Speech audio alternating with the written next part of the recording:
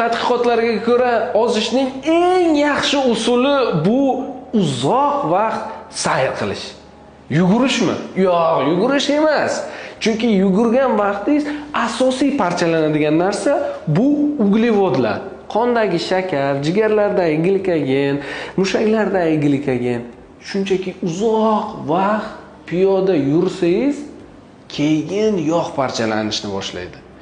Ikkinchi foydasi, sizda xotirjamlik paydo bo'ladi, kortizol tushadi. Natijada yegan ovqatingiz yog'ga aylanmaydi. Agarda siz dietada o'tiribman, yemasligim kerak, men buni yeb qo'ydim, vesim qanaqa deb doim stress qilaversangiz, bor yo'g'i bir burda yegan ovqatingiz ham yog'ga aylanadi. Sababi kortizol ta'sir qiladi.